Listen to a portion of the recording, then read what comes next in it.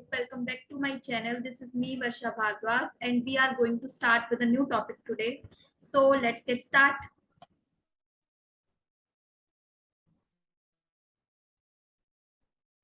तो गाइस आज का हमारा टॉपिक है, तुमने से आप समझ ही गए होंगे, टॉपिक का नाम है गार्जियनशिप अंडर मुस्लिम लॉ। ठीक है, आज हम स्टार्ट करने वाले हैं गार्जियनशिप किसके अंडर, मुस्लिम लॉ के अंडर। तो मैं आपको ये बता देना चाहती हूँ कि मुस्लिम लॉ के अंडर भी गार्जियनशिप के प्रोविजन होते हैं और हिंदू लॉ के अंडर भी गार्जियनशिप के प्रोविजन होते हैं।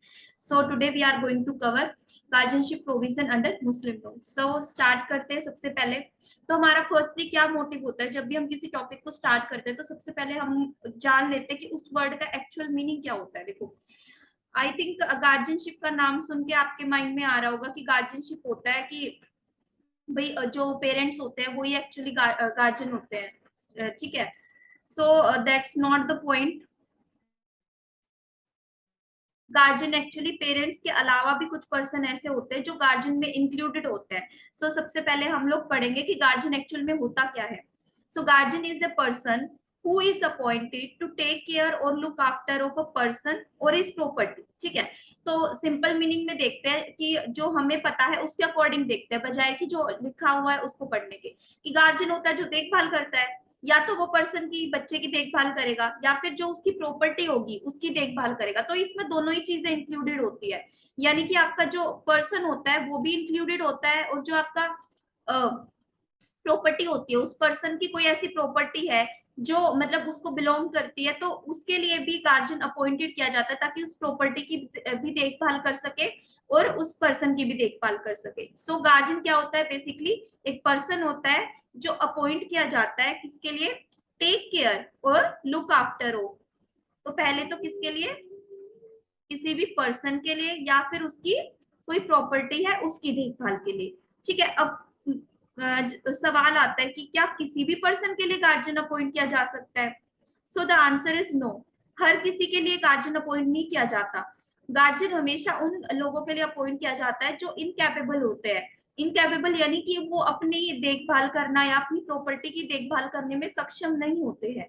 तो सिर्फ उन्हीं पर्सन के लिए गार्जियन अपॉइंट किए जाते हैं, ना कि हर पर्सन के लिए। ठीक है, सो उस पर्सन में कौन सी कैटेगरी इंक्लूड होती है, एक तो माइनर होता है आपका। सो माइनर भी हम लोग पढ़ेंगे, जो हमारा एक्ट है गार्जियनशिप का मुस्लिम लॉ के अंडर। तो उसके अंडर माइनर को कैसे डिफाइन किया गया है, बेसिकली मैं आपको जनरल आइडिया दे देती हूँ। माइनर आई थिंक आपको पता भी होगा, बट इवन देन माइनर होता है जो 18 ईयर्स की एज से कम होता है। ठीक है, उसको हम कंसीडर करते हैं माइनर।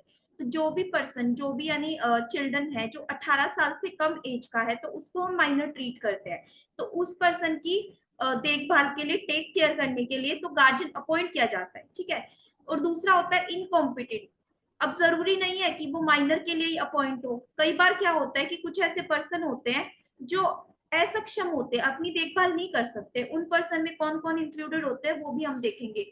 ठीक है, अभी सेपरेट एक एक चीज को धीरे धीरे करके कवर करते हैं। फर्स्टली इस पैराग्राफ के अंदर आप ये समझ लो कि गार्जियन एक्चुअल में होता कौन है। ठीक है, हमने बोला गार्जियन होता है जो पर्सन अपॉइंट किया जाता है किसी भी पर्सन की प्रॉपर्टी की देखभाल करने के लिए या फिर उस पर्सन की खुद की देखभाल करने के लिए। ठीक है, तो उस पर्सन में कौन कौन इंक्लूडेड होता है, माइनर भी इंक्लूड होगा, इनकम्पिटेंट पार्टी भी। ठीक है, सो अब प्रॉपर्टी में कौन सी प्रॉपर्टी इंक्लूड होती है, हमारी दो टाइप की प्रॉपर्टी होती है, I think you know it. तो फर्स्ट इज मूवेबल प्रॉपर्टी। कोई भी मूवेबल प्रॉपर्टी है माइनर की, या फिर कोई भी इमूवेबल प्रॉपर्टी है। So if you don't know about that immovable और इमूवेबल, मैं आपको ये बता देती हूँ मूवेबल प्रॉपर्टी कौन सी होती है और इमूवेबल कौन सी होती है। ठीक है, मूवेबल प्रॉपर्टी होती है जो मूव कर सकती है, जिसको हम एक जगह से दूसरी जगह शिफ्ट कर सकते हैं, ले जा सकते हैं। फॉर एग्जाम्पल इसमें होता है आपके गुड्स, गुड्स इंक्लूड हो गए, जो भी आपका सामान है, स्टॉक हो गई, या फिर आपका कोई भी व्हीकल हुआ, व्हीकल को भी ले जा सकते हैं ना एक जगह से दूसरी जगह पे। या फिर मशीन होती है जो फिक्स नहीं होती, तो मशीन जो मूवेबल होती है, तो उसमें भी ये सारी मूवेबल प्रॉपर्टी के अंदर आ जाती है। या फिर आपका कैश हुआ, ज्वेलरी हुई, गोल्ड हुआ। ठीक है, तो ये सारी किस्में, कैश आपका इंक्लूडेड नहीं होता, गुड्स के अंदर इंक्लूडेड नहीं होता कैश आपका। So next is immovable property. Immovable property के अंदर होती है वो चीजें जो फिक्स होती है, जो ग्राउंड से एक बार फिक्स हो गई तो उनको अलग नहीं किया जा सकता। वो आप इजीली, ये नहीं कि भाई आज उठा के इसको दूसरी जगह शिफ्ट कर दो। तो ये प्रॉपर्टी के अंदर होता है, जैसे आपका बिल्डिंग हो गया, लैंड हो गया, और आपकी फिक्स्ड मशीनरी हो गई, तो ये सारी चीजें आपकी इमूवेबल के अंडर इंक्लूडेड होती है। तो ये होती है ग्राउंड लेवल से अटैच होती है इमूवेबल आपके जो गुड्स होते हैं। सो तो जो गार्जियन होता है वो आपका रिस्पॉन्सिबल होता है कि भाई देखो, गार्जियन तभी तो अपॉइंट किया गया ना कि भाई जो सामने वाला पर्सन है वो इनकैपेबल है, अपने डिसीजन खुद नहीं ले सकता, तो उसके बिहाफ पे, यानी कि जो माइनर हुआ या फिर उसकी प्रॉपर्टी हुई, उससे रिलेटेड जो भी डिसीजन होंगे वो आपके कौन लेगा, गार्जियन लेगा, जो भी अपॉइंट किया जाएगा। ठीक है, तो इसमें यही बात लिखी हुई है, he is responsible to take all the decisions on the behalf of minor and his property. ठीक है, तो सारे डिसीजन जितने भी लेने होंगे वो उसके माइनर के बिहाफ पे कौन लेगा, गार्जियन ही लेगा। So is it clear? I think guardian कौन होता है। अब नेक्स्ट बात आती है गार्जियनशिप क्या होता है। ठीक है, गार्जियन हमने पढ़ लिया कि जो देखभाल करता है उसे बोलते हैं हम गार्जियन। तो जब गार्जियन अपॉइंट किया जाता है किसी भी पर्सन के लिए, जब गार्जियन अपॉइंट किया जाता है किसी भी इनकम्पिटेंट, और वो कौन सा पर्सन होगा, इनकम्पिटेंट पर्सन होगा। इनकम्पिटेंट यानी कि वो सक्षम नहीं है अपनी देखभाल करने के लिए। ठीक है, सो दो चीजें आ गई फिर से, उसकी देखभाल करने के लिए या फिर उसकी प्रॉपर्टी की देखभाल करने के लिए जब कोई गार्जियन अपॉइंट किया जाता है तो उसको हम बोलते हैं, इस पूरे प्रोसेस को बोलते हैं गार्जियनशिप। ठीक है, so that is called guardianship, when a guardian is appointed to take care of an incompetent party or his property, that is known as guardianship. अब गार्जियनशिप अपॉइंट कब कब होता है, अब मैंने बताया था ना आपको कि भाई मैं सेपरेट करके इसको पढ़ेंगे हम लोग कि माइनर माइनॉरिटी क्या होती है, और मतलब ये सारी चीज सेपरेट करके, तो वो ये चीज यहाँ पे सेपरेट मैंने फ्लो चार्ट ड्रॉ किया है so that it will be clear to you easily. So guardian दो केसेस में अपॉइंट होता है, मैंने बताया आपको। फर्स्ट मैंने बता दिया था कि माइनॉरिटी के केस में अपॉइंट होता है। माइनॉरिटी अब आपको पता है, who is the person who is less than 18 years. कोई भी पर्सन है उसकी एज क्या है, 18 साल से कम है, तो उस केस में भी आपका क्या होगा, गार्जियन अपॉइंट किया जाएगा। So in that case also guardian will be appointed. ठीक है, माइनॉरिटी के केस में अपॉइंट होगा। नेक्स्ट अब इसने बोला है कि जो फिजिकल या मेंटल डिसेबल है, यानी कि फिजिकली और मेंटली इनकैपेबल है टू टेक हिज और हर ओन डिसीजन, यानी कि मतलब वो अपने बिहाफ पे कोई डिसीजन नहीं ले सकता या फिर मतलब देखभाल नहीं कर सकता खुद की, तो दूसरों पे डिपेंड होना पड़ता है उसको। तो इसमें आपके इनसेन पर्सन इंक्लूड हो जाएंगे, या फिर आपका जो मेंटल पर्सन होते हैं या फिर डिस्क्वालिफाइड बाय लॉ होते हैं, तो ये सारे पर्सन आपके इंक्लूडेड हो जाएंगे जो फिजिकल और मेंटल डिसेबल है, या फिर किसी का बॉडी पार्ट नहीं है कोई। ठीक है, तो डम है, डीफ है, कोई भी ऐसा मतलब फिजिकली और मेंटली इनकैपेबल है। ठीक है, तो उस केस में भी आपका गार्जियन अपॉइंट किया जाता है। सिर्फ माइनर के केस में नहीं अपॉइंट किया था, इन केसेस में भी अपॉइंट किया जाता है, बट इसका एक्ट आपका जो है वो सेपरेट होता है। So these persons are considered as unfit or incompetent to make any contract. Contract Act अगर आप पढ़ोगे तो उसमें भी आपका स्पेसिफाई किया गया है तीन पार्टीज को जो इनकम्पिटेंट है कॉन्ट्रैक्ट करने के, तो उन इनकम्पिटेंट पार्टीज के लिए हम लोग गार्जियन अपॉइंट करते हैं, तो उनके बिहाफ पे जो भी डिसीजंस होते हैं वो गार्जियन लेते हैं। ठीक है, so let's move on to the other slide. I hope this point is clear to you. अब आता है point who is minor. Minor मैंने बता दिया, जनरल सेंस में हमारा वही होता है 18 साल से कम वाला, बट यहाँ पे आपका मुस्लिम लॉ अप्लीकेबल है तो हमें कुछ पॉइंट्स का ध्यान रखना पड़ेगा। सो इंडियन मेजोरिटी एक्ट के अकॉर्डिंग जो भी पर्सन 18 साल से कम है, ठीक है, who is less than 18 years, उसी को ही माइनर कंसीडर किया गया है। ठीक है, 18 साल से ऊपर है तो मेजर हो जाएगा, 18 साल से कम है तो माइनर होगा। बट मुस्लिम लॉ के अकॉर्डिंग अब ये बोलता है कि मुस्लिम लॉ के अकॉर्डिंग किस पर्पस के लिए, मैरिज के पर्पस के लिए, या फिर डावर के पर्पस के लिए, या फिर डाइवोर्स के पर्पस के लिए, इन तीनों पर्पस के लिए जो माइनर की एज है वो आपकी 18 साल नहीं मानी जाएगी। क्या मानी जाएगी फिर, वो मानी जाएगी आपकी पर्सन या तो 15 साल से कम है उसको हम माइनर कंसीडर करेंगे, या फिर वो प्यूबर्टी की एज में नहीं है, यानी कि प्यूबर्टी की एज जो आपकी होती है उस एज में है तो उसको हम माइनर कंसीडर करेंगे, या तो क्या है 15 साल से कम है, या फिर जो उसकी प्यूबर्टी की एज चल रही है, तो दोनों में से आपका जो है उसी को हम कंसीडर करेंगे इसमें माइनर। ठीक है, 18 साल हम कंसीडर नहीं करेंगे माइनर, क्यों भाई 18 साल से कम है तो उसको माइनर कंसीडर करेंगे। इसकी एज के लिए 15 साल जो आपकी होती है, 15 साल से नीचे वाला पर्सन, वही माइनर कंसीडर किया गया, या फिर प्यूबर्टी की एज में। ठीक है, सो लेकिन अब पॉइंट आता भी गार्जियनशिप के लिए क्या है। So I will tell you something that guardianship के लिए भी आपका जो इंडियन मेजोरिटी के एक्ट में लिखा गया है ना, तो उसी को ही हम माइनर कंसीडर करेंगे। गार्जियनशिप के लिए भी आपका कौन कंसीडर किया जाएगा, जो 18 साल से कम है उसी को ही हम माइनर कंसीडर करेंगे। बट जहाँ पे केस आपका मुस्लिम लॉ में मैरिज हुआ, डाइवोर्स हुआ, डावर हुआ, तो उस केस में हम लोग 15 साल या फिर एज ऑफ प्यूबर्टी को ही माइनर कंसीडर करेंगे, ठीक है। बट आपका जो हिंदू लॉ बोलता है तो उसमें 18 साल ही होगा, उसमें ऐसा कोई एक्सेप्ट प्रोविजन नहीं है, ये मुस्लिम लॉ ही में ही है ऐसा प्रोविजन। अब नेक्स्ट बात आती है कि कौन सा लॉ है जो गवर्न करता है गार्जियनशिप अंडर मुस्लिम लॉ को, कौन गवर्न करता है। So it is govern by the law guardian and wards act 1890। So इसको गवर्न करता है गार्जियन और वार्ड्स एक्ट 1890, ठीक है। जो आपका हिंदू लॉ का है वो सेपरेट एक्ट गवर्न करता है उसको, और जो मुस्लिम लॉ का है वो guardian and wards act govern करता है, तो उसका गार्जियनशिप एक्ट है, इंडियन गार्जियनशिप एक्ट, तो वो आपका हिंदू लॉ में गवर्न करता है, ठीक है। सो नेक्स्ट आता है आपका थर्ड इंपॉर्टेंट प्रोविजन की गार्जियनशिप कितने टाइप्स की होती है, कितने टाइप्स में हमने गार्जियनशिप को डिवाइड किया गया, तो यही आपका मेन पॉइंट है इस पूरे के पूरे उसमें, कि भाई कब कब है जब गार्जियन अपॉइंट किया जाता है। अब हमने ये तो पढ़ लिया कि भाई माइनर के केस में किया जाता है, इनकैपेबल पर्सन है तब किया जाता है। अब किन किन केसेस में आपका गार्जियनशिप का मतलब टाइप्स क्या है गार्जियनशिप के, तो वो हम पढ़ेंगे। सो फर्स्टली इससे पैराग्राफ से नहीं पढ़ते, पहले हम फ्लो चार्ट से पढ़ते हैं, so that it will be clear in our mind, तो थोड़ा बहुत आइडिया होता है ना। देखो फ्लो चार्ट का यही बेसिक ऑब्जेक्टिव होता है कि जो चीज हम इतने बड़े बड़े लंबे चौड़े पैराग्राफ में नहीं समझ पाते, वो छोटे छोटे पॉइंट्स में समझ लेते हैं। और एग्जाम से पहले भी आपको फ्लो चार्ट ही पढ़नी चाहिए, सो दैट क्योंकि एग्जाम से पहले इतना पढ़ना इजी नहीं होता कि आप हर चीज पॉसिबल नहीं होता कि आप हर चीज पढ़ो, एक एक पॉइंट छाटो। तो फ्लो चार्ट की जो फॉर्म है वो बहुत इजी रहती है आपके लिए। सो फर्स्ट आपका आता है गार्जियनशिप इन मैरिज। मैरिज में भी आपकी गार्जियनशिप होती है, मैरिज कराने के लिए जो भी आपका गार्जियन होता है उसके पास राइट होता है, ठीक है। तो इसको हम बोलते हैं जबर, ठीक है, दैट इज नोन एज जबर। इसमें कुछ आपके वर्ड्स बहुत ज्यादा मतलब थोड़े से बहुत टिपिकल होंगे, कॉम्प्लेक्स टाइप के, so but just remember these words. तो गार्जियनशिप इज मैरिज को क्या बोलते हैं, जबर बोलते हैं, ठीक है। और गार्जियनशिप नेक्स्ट आता है guardianship for minor custody, minor की कस्टडी के लिए, ठीक है। माइनर किसको बोला है हमने, 18 साल से जो कम है। अगर कोई बंदा 18 साल से कम है तो उसके लिए भी गार्जियनशिप होती है, उसको गार्जियनशिप किसको दी जाएगी, ठीक है। उन केसेस में भी उसको बोलते हैं हम हिजनात, क्या बोलते हैं, हिजनात, ओके। गार्जियनशिप इन मैरिज को क्या बोलेंगे, जबर बोलेंगे। और गार्जियनशिप फॉर कस्टडी को क्या बोलेंगे, हिजनात बोलेंगे। अब आता है प्रॉपर्टी। अब ये तो बात हुई, ये दोनों जो आपके जो पॉइंट्स है ना, ये किससे रिलेटेड है आपके, ये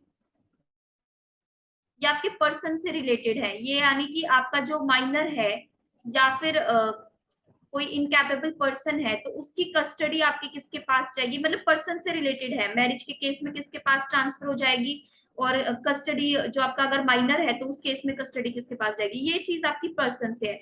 लेकिन जो ये वाला थर्ड वाला पॉइंट है ये आपका प्रॉपर्टी से रिलेटेड है, यानी कि ये प्रॉपर्टी का पॉइंट है, ओके।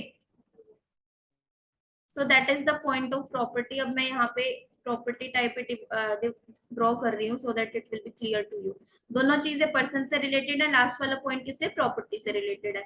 अब बोला गया कि भाई ये प्रॉपर्टी वाला पॉइंट हम लोग 3 पार्ट्स में डिवाइड करते हैं। कैसे डिवाइड करते हैं, 3 पार्ट्स में डिवाइड करते हैं कि प्रॉपर्टी पे किसका किसका कितना मतलब क्या वो होगा, क्या गार्जियन का राइट हो सकता है, कौन कौन मतलब गार्जियन बन सकते हैं इस केसेस में।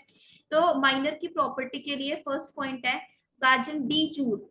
डी जूर यानी जो कोर्ट के द्वारा अपॉइंट किया जाता है। अगर कोर्ट किसी पर्सन को गार्जियन अपॉइंट करता है तो उस केस में उसकी प्रॉपर्टी के ऊपर राइट्स गार्जियन के होते हैं, तो वो क्या कर सकता है क्या नहीं, तो उसको हम बोलते हैं de jure guardian who is appointed by the court, ठीक है।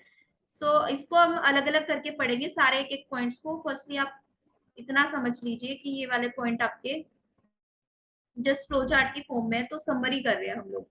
सो नेक्स्ट आता है आपका डी फैक्टो गार्जियन। अब डी फैक्टो गार्जियन होता है जो वॉलंटरीली अपॉइंट किया जाता है, वॉलंटरीली यानी अपनी सब स्वेच्छा से, यानी अपनी खुद की इच्छा से वो गार्जियन की तरह काम करता है, ठीक है। इसको भी हम पढ़ेंगे। नेक्स्ट आता है सर्टिफाइड गार्जियन। सर्टिफाइड गार्जियन होता है जो टेस्टामेंट्री गार्जियन। टेस्टामेंट्री देखो, जहां पे भी आपका ना बहुत बार ये वर्ड आएगा टेस्टामेंट्री, मुस्लिम लॉ के अकॉर्डिंग, मुस्लिम लॉ में बहुत ज्यादा बार ये वर्ड आएगा, हिंदू लॉ में भी आ सकता है। सो जो टेस्टामेंट्री अगर आपका वर्ड आ जाता है उसका मतलब होता है विल। अब आप सोच रहे हो ये विल वाला वो डिजायर वाला विल होता है, डिजायर वाला विल की तरह होता है, मतलब डिजायर ही होती है किसी पर्सन की, जब कोई पर्सन मरने से पहले अपनी विल बनाता है प्रॉपर्टी के लिए कि भाई मेरे मरने के बाद ये प्रॉपर्टी इस पर्सन को, इस बंदे को ट्रांसफर की जाएगी, तो उसको हम बोलते हैं विल। तो नेक्स्ट आता है आपका सर्टिफाइड यानी टेस्टामेंट्री गार्जियन। टेस्टामेंट्री यानी कि किसी उसके पहला जो गार्जियन है उसका पेरेंट्स है या फिर कुछ भी बोल सकते हैं, तो पेरेंट्स ने कोई बिल बना रखी है, तो उसमें जो बिल में जिसका नाम होगा कि भाई मेरे बाद मेरे बच्चे की जो कस्टडी है वो इस पर्सन के पास जाएगी, उसके पास राइट होंगे प्रॉपर्टी के उसके, तो ये बिल में लिखा होता है। ठीक है, तो अब हम पढ़ते हैं इनको सेपरेट सेपरेट। बस एक पॉइंट मैं जो आपको बताना चाहती हूँ, इन तीनों चीजों में से एक पॉइंट जो है वो आपका अलग है, वो मैं बताती हूँ। देखो, अभी मैंने बोला कि जो आपका गवर्निंग लॉ होता है वो गार्जियन एंड वार्ड एक्ट 1890 होता है। तो अब आप सोच रहे होगे कि ये सारे जितने भी तीनों तीनों प्रोविजन है इन सबके ऊपर गार्जियन वार्ड एक्ट अप्लीकेबल होगा। So I will tell you that it's not, it will not be applicable in three of the points. ये सिर्फ किसके ऊपर अप्लीकेबल होगा, आपका जो एक्ट है,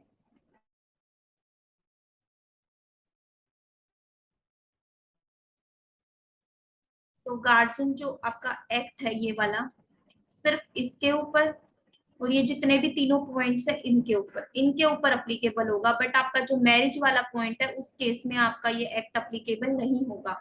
ये क्यों नहीं होगा, क्योंकि ये जबर मैरिज है। अगर मैरिज के केस में आपका यहाँ पे क्या क्या कंसीडर किया गया है, मैं बताना चाहती हूँ कि देखो, आप सोच रहे होगे कि मैम आपने बल बोला कि ये जो कस्टडी वाला पॉइंट है ना माइनर वाला, कि भाई माइनर तो 18 साल से कम होता है, उसकी कस्टडी जब बोल रखा है पॉइंट, तो फिर मैरिज करने की क्या जरूरत है उससे पहले। तो ये बताना चाहती हूँ कि अगर कस्टडी के जो पॉइंट है, क्योंकि इस पे आपका guardian and ward act applicable है जिसके अकॉर्डिंग माइनॉरिटी की एज क्या है, 18 साल है। ये पॉइंट क्लियर है। अब लेकिन मैरिज के अकॉर्डिंग मैंने बोला था कि भाई मैरिज के अकॉर्डिंग मुस्लिम लॉ में एज कौन सी मानी जाती है, 15 साल से कम वाली और प्यूबर्टी वाली। ठीक है, तो इस केस में आपकी मैरिज करानी होती है। तो ये वाला जो इसमें आपके जो कुरान है होता है ना, जो होली बुक ऑफ मुस्लिम, इस केस में आपके कुरान के रूल अप्लीकेबल होंगे, ना कि आपके इंडियन जो ये वार्ड्स एक्ट है इसके आपके रूल अप्लीकेबल होंगे। इसमें सिर्फ कुरान के आपके जो रूल्स हैं, कुरान में जो लिखा है वो अप्लीकेबल होगा। और माइनॉरिटी की एज भी क्या मानी जाएगी यहाँ पे, 15 साल या फिर प्यूबर्टी की एज मानी जाएगी, ना कि आपके 18 साल। लेकिन इस केसेस में क्या है, वार्ड एक्ट अप्लीकेबल है, तो इस वजह से यहाँ पे 18 साल ही मानी जाएगी। और इस केस में भी आपकी, सो ये तो प्रॉपर्टी वाला पॉइंट है, तो इसमें तो 18 साल की जरूरत है नहीं। सो प्रॉपर्टी से रिलेटेड है, जो माइनर की प्रॉपर्टी होती है उसके ऊपर किसका राइट होता है, तो ये आपका जो पॉइंट है। सो अब हम पढ़ते हैं इनको अलग अलग करके, separately one by one.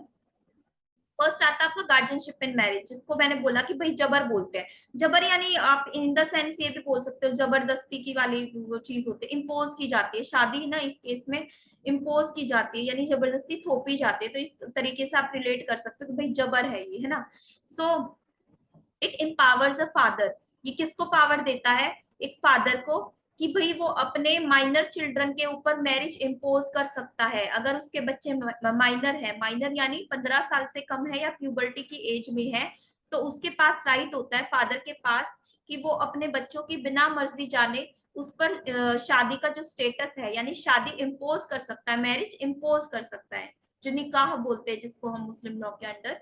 So this imposition is called, और इस इम्पोजिशन, इसको थोपने को हम बोलते हैं जबर। जब शादी थोपी जाती है, अपनी विश थोपी जाती है, तो उसको हम बोलते हैं जबर।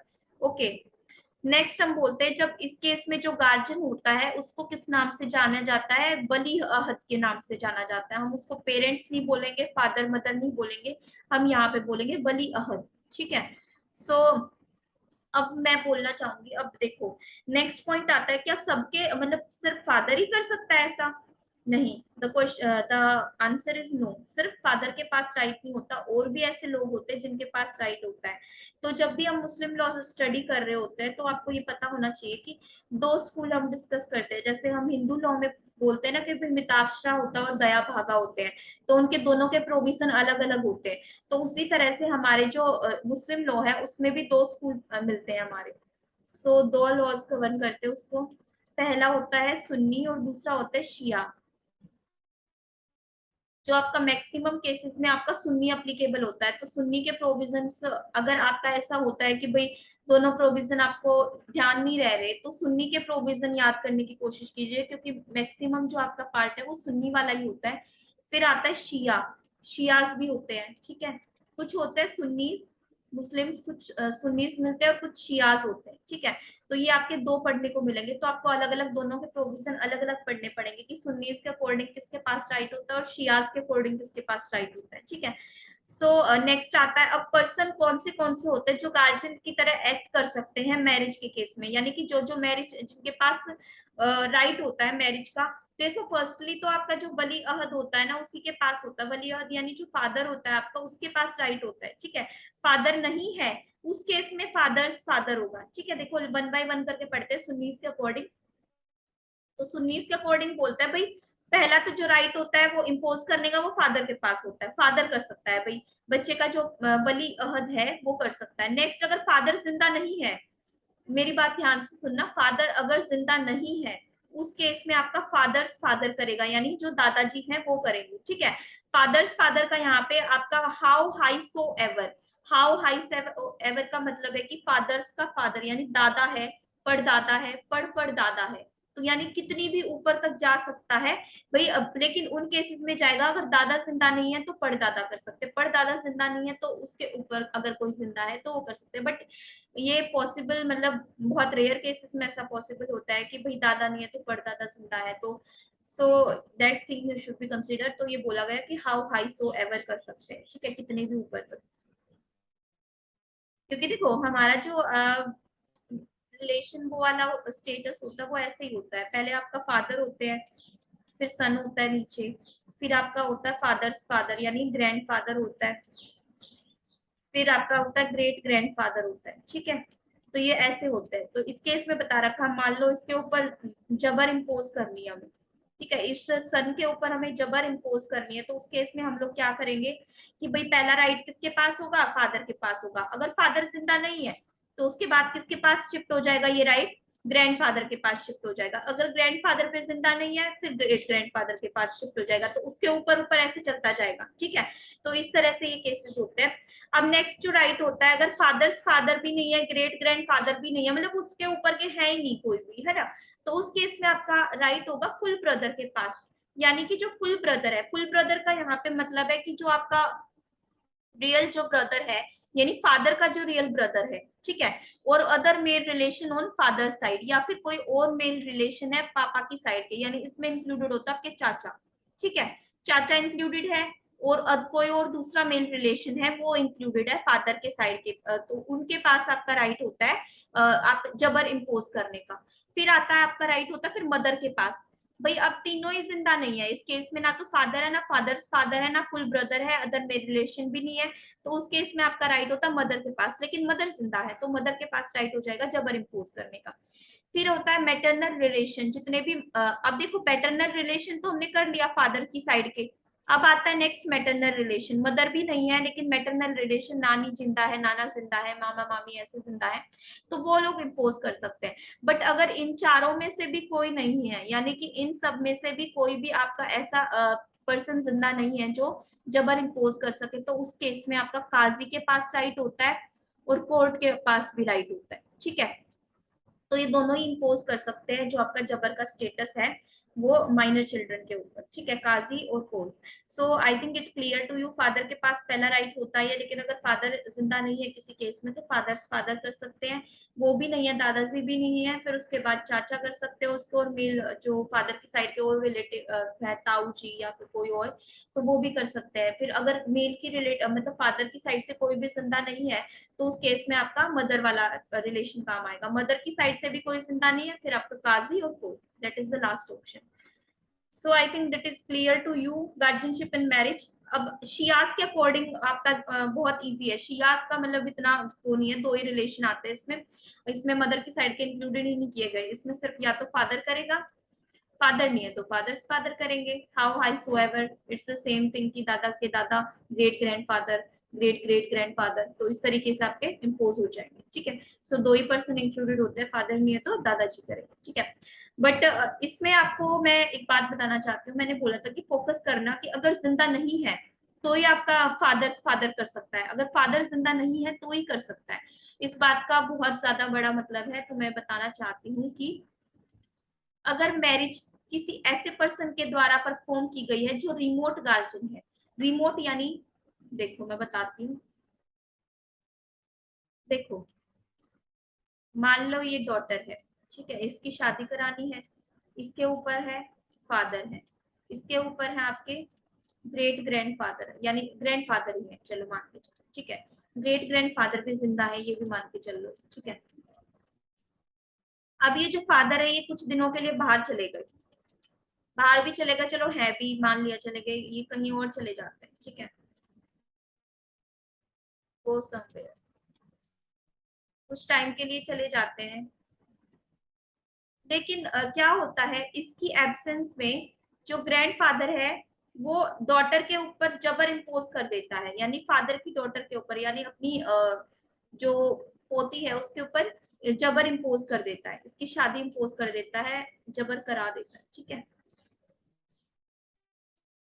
तो उस केस में ये क्या हुआ आपका, ये जो फादर है ये नियरर गार्जियन है, नियरर गार्जियन यानी पास का जो गार्जियन है, सबसे करीबी गार्जियन। तो पहले तो फादर के पास ही राइट होता है, देखो हमने यहाँ पढ़ा ना, पहला राइट किसके पास होता है, फादर के पास होता है, फिर फादर नहीं है तो फादर्स फादर होता है, लेकिन फादर जिंदा है उसके बाद भी ग्रैंड फादर ने डॉटर की शादी करा दी, तो उस केस में क्या होगा कि ये जो जबर है ये वैलिड नहीं मानी जाएगी, it's not valid, it will be consider as void,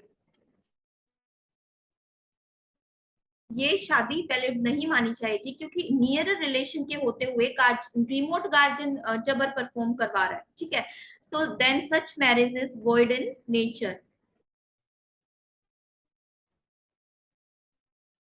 so it will only be valid, valid हो सकती है अगर उसको जो नियरर गार्जियन है यानी जो फादर है वो उसको रेक्टिफाई कर दे, रेक्टिफाई का मतलब है कि वो एक्सेप्ट कर दे, उसको इम्प्रूव कर दे कि भाई ठीक है ये शादी मैंने ही कराई है, मेरी मर्जी से ही हुई है, तो वो कर दे, रेक्टिफाई कर दे, तो उस केस में आपका जो क्या है गार्जियन जो है वो शादी है वो आपकी वैलिड मानी जाएगी। ठीक है, तो ये सेम एग्जाम्पल यहाँ पे साइट किया हुआ है मैंने,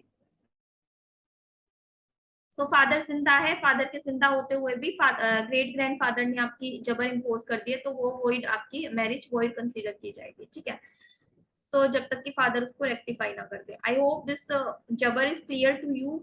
now let's move on to guardianship in custody. Guardianship in custody में क्या पॉइंट है, दोनों सुन्नी और शिया के अकॉर्डिंग दोनों रूल डिफरेंट है।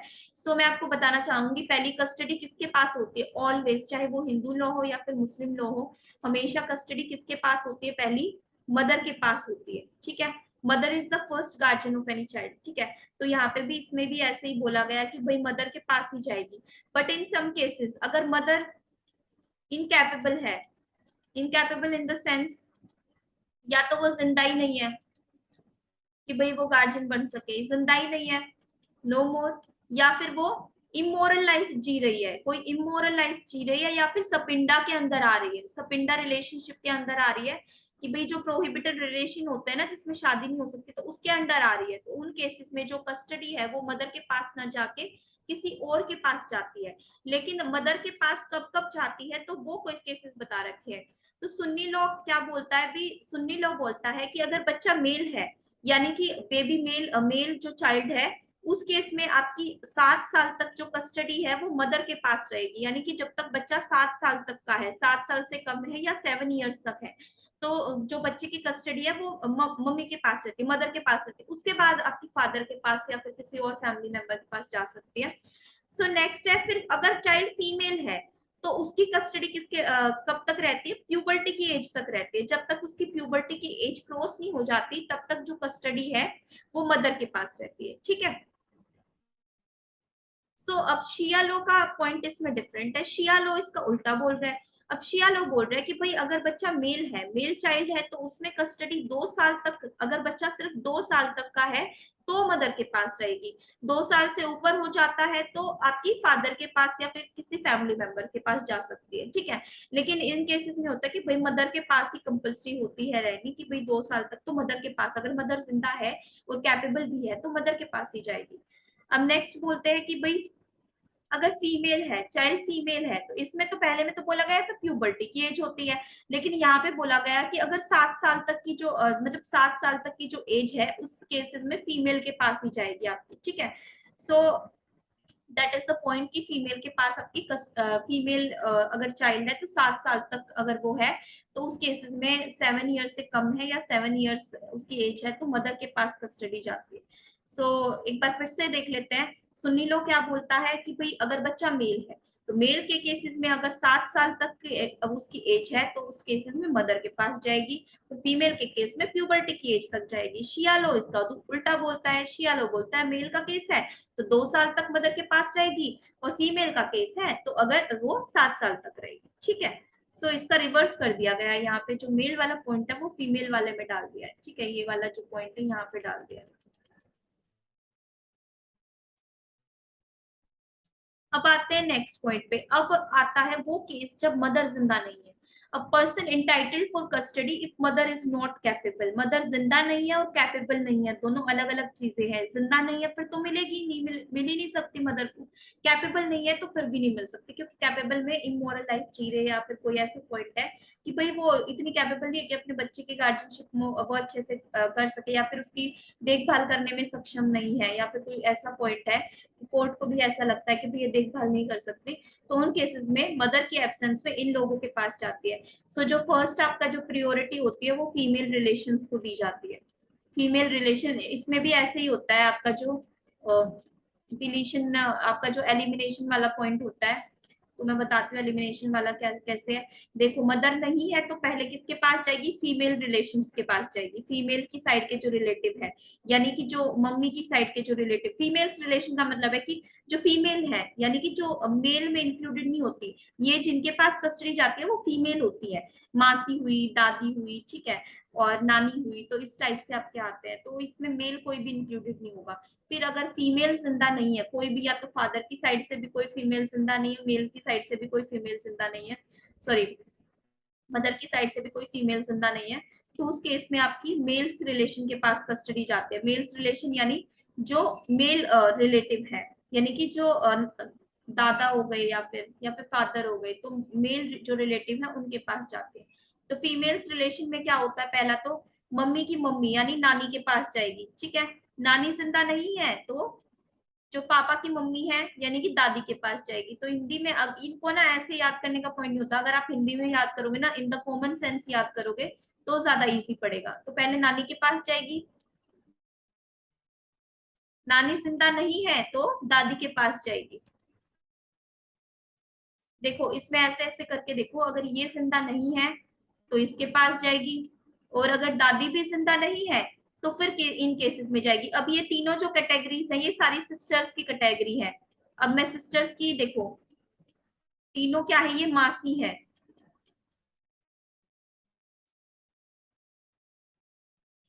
यानी कि फुल सिस्टर है, यूटेरिन सिस्टर है, और कंसेंग्विन सिस्टर है। कंसेंग्विन सिस्टर है ये जो बायोलॉजिकल सिस्टर होती है उसको हम बोलते हैं कंसेंग्विन सिस्टर। यूटेरिन सिस्टर होती है जो जिसकी मम्मी सेम होती है, ठीक है, यानी कि मम्मी सेम होती है लेकिन पापा अलग अलग होते हैं, तो उनको हम बोलते हैं यूटेरिन सिस्टर। फुल सिस्टर होती है मदर और फादर दोनों ही सेम होते हैं, ठीक है। तो इन केसेस में जो है ये मासी होगी, तो इन तीनों मासी के पास जाएंगे, या तो कोई फुल मासी है या फिर कोई यूट्रीन सिस्टर है, यानी जो जिनके फादर सेम मतलब फादर अलग अलग है लेकिन मदर सेम रही है, दोनों उनकी मदर की भी, जो ये बच्चे की मदर है उसकी भी, और जो मासी है उसकी मदर, दोनों सेम रही है, ठीक है। फिर नेक्स्ट आता है, अब इन दोनों की बेटी आएगी, जो ये तीनों सिस्टर्स है इन तीनों की अगर कोई बेटी है तो उसके पास कस्टडी जाएगी, मासी की बेटी।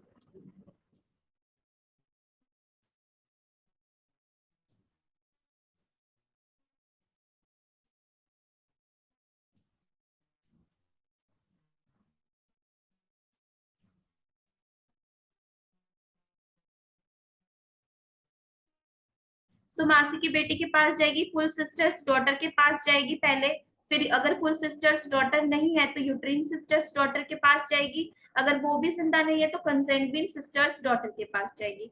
अब केस आता है, अब जो मेन पॉइंट आता है, अगर ये सारे ही जिंदा नहीं है तो फिर जाते हैं मेल्स रिलेशन की तरफ। मेल्स रिलेशन में पहले आते हैं आपके फादर, ठीक है, पापा के पास जाएगा, पापा के पास भी नहीं है तो फिर पैटर्नल जो ग्रैंडफादर है उनके पास जाएगी, यानी कि जो दादा है। मैटरनल ग्रैंडफादर होता तो नाना होते, ठीक है। तो पापा है, फिर पापा नहीं है जिंदा तो दादा के पास जाएगी, दादा भी नहीं है तो फुल ब्रदर के पास जाएगी। फुल ब्रदर यानी देखो, जैसे हमने यहाँ पे फुल सिस्टर वाला पॉइंट पढ़ा था ना, ऐसे ही यहाँ पे तीन जो पॉइंट आते हैं मासी, तो ये आते हैं आपके चाचा वाले पॉइंट। चाचा के अगर कोई फादर का फुल ब्रदर है, ठीक है, उसके पास जाएगी, यूट्रीन ब्रदर है उसके पास जाएगी, कंसेंग्विन यानी बायोलॉजिकल जो फादर है, बायोलॉजिकल ब्रदर है फादर का, तो उसके पास चली जाएगी। तो अगर इन तीनों में से भी कोई जिंदा नहीं है फिर जाते हैं फुल ब्रदर सन और कंसेंग्विन ब्रदर सन। देखो इस केस में एक बात ध्यान रखना कि यूट्रीन सिस्टर्स की डॉटर के पास जा रहा था, लेकिन इस केस में यूट्रीन ब्रदर के सन के पास नहीं जाएगा, या तो फुल ब्रदर होगा या फिर बायोलॉजिकल ब्रदर सन होगा, ठीक है। तो इन केस में जाएगा, यानी चाचा का जो बेटा है उसके पास जाएगी।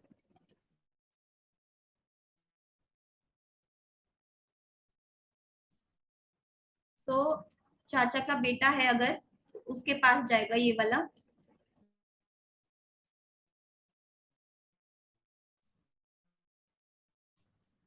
So if female relations are not alive, then only male's relation will be choose for the custody. But if females relation are alive, then custody will goes to females relative, and first of all custody will be goes to mother, ठीक है। Mother नहीं है तो females relation, और females relation भी नहीं है तो मेल्स रिलेशन, ठीक है। सो ये आपका ये कस्टडी वाला पॉइंट ओवर होता है। अब आता है गार्जियनशिप ऑफ माइनर्स प्रॉपर्टी, ठीक है। माइनर्स प्रॉपर्टी में आपके तीन, मैंने बोला था कि तीन पार्ट्स में डिवाइड है। पहला है de jure, de facto, certified guardian, ठीक है। तो डी जूर से स्टार्ट करते हैं। डी जूर यानी आपके जो नेचुरल गार्जियन होते हैं, नेचुरल गार्जियन हम इसको बोलते हैं, the person entitle for the custody of minor's property. तो इसके इंक्लूडेड क्या होता है कि जो प्रॉपर्टी का सबसे पहला अधिकार है वो फादर के पास जाएगी, ठीक है।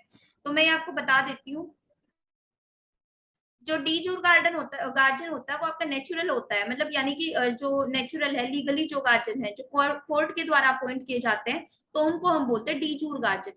कोर्ट नहीं भी अपॉइंट करता है तो जो आपके पेरेंट्स हुए, ठीक है, वही तो आपके फर्स्ट ऑफ ऑल जो नेचुरल गार्जियन है उन्हीं को बोलेंगे, यानी कि जो मतलब अपॉइंटमेंट की जरूरत नहीं होती, साफ साफ पता चलता है कि भाई यही गार्जियन है, ठीक है। तो उस केस में फादर के पास जाएगी सबसे पहले। नेक्स्ट, अगर फादर जिंदा नहीं है तो फादर ने लेकिन अपनी विल में कोई एग्जीक्यूटर अपॉइंट किया कर रखा है, ठीक है। विल के अकॉर्डिंग उसने कोई विल बना रखी है और उसमें कोई एग्जीक्यूटर अपॉइंट कर रखा है कि भाई मैं नहीं हूं तो मेरे बाद ये पर्सन है, इसके पास अधिकार होगा कि वो माइनर की, मेरे बच्चे की प्रॉपर्टी का ध्यान रखेगा, ठीक है। तो उस केस में आपकी मदर भी इंक्लूड कर सकता है वो, अगर चाहे तो मदर को भी इंक्लूड कर सकता है विल में, ठीक है। Mother can be included. फिर अगर ये दोनों जिंदा नहीं है, मदर को भी इंक्लूड नहीं किया गया, तो आपकी जो देख रेख का वो होता है आपकी फादर के पास यानी दादाजी के पास जाता है। देखो इन मुस्लिम वाले केसेस में आपको ज्यादातर यही मिलेगा कि मदर को प्रायोरिटी ना देके दादा मतलब जो होते हैं उनके ऊपर शिफ्ट करी जाती है, ठीक है। फादर नहीं है तो दादाजी के पास जाते हैं। तो देखो उस वाले पॉइंट में भी हमने कस्टडी में भी पढ़ा, जबर में भी पढ़ा, तो यही वाला पॉइंट था, ठीक है। सो फादर नहीं है तो सेम पॉइंट आ जाएगा। अगर फादर दादाजी ने कोई विल बना रखी है, एग्जीक्यूटर अपॉइंट कर रखा है, तो ये भी चाहे तो मदर को इंक्लूड कर सकता है, ठीक है।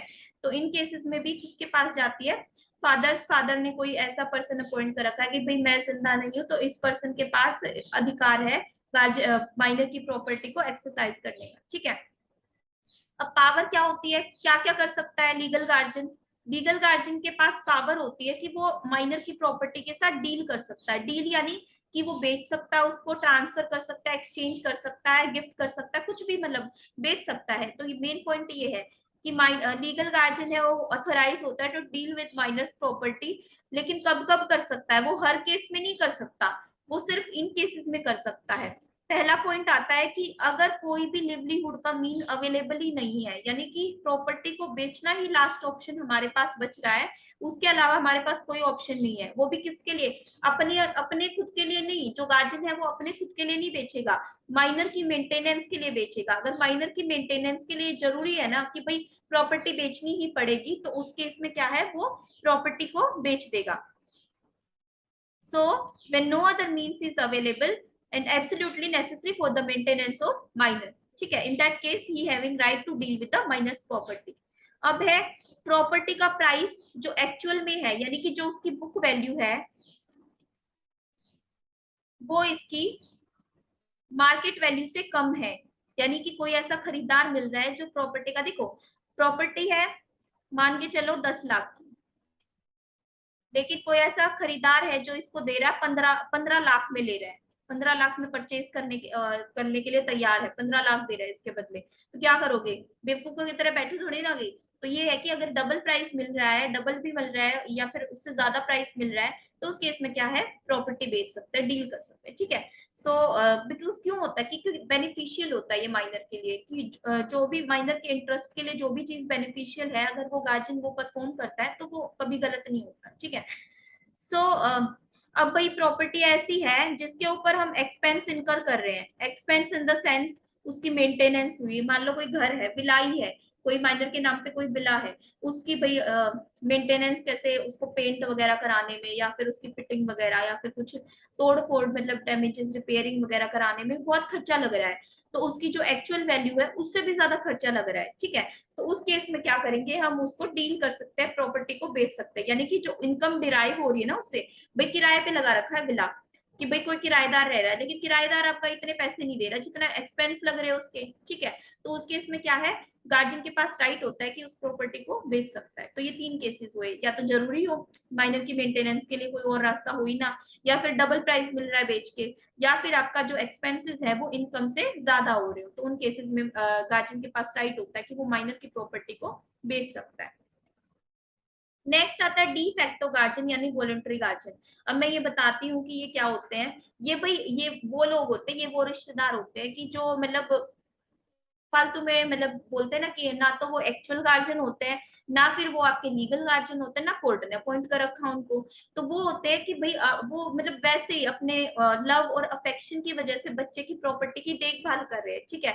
कि भाई जो भी डिसीजन हुआ है आज तक होता हुआ है, चलो ठीक है, वो उसमें मान लेते हैं, इंक्लूडेड हो जाते हैं आपके जो रिश्तेदार हुए, मतलब कोई भी ऐसा बच्चा है जिसके पेरेंट्स नहीं है या फिर कोई फैमिली मेंबर नहीं है, तो वो अपने रिश्तेदारों के वहां रह रहा है, उसके नाम पे कोई प्रॉपर्टी है तो उसके चाचा वगैरह उस प्रॉपर्टी का ध्यान रख रहे हैं।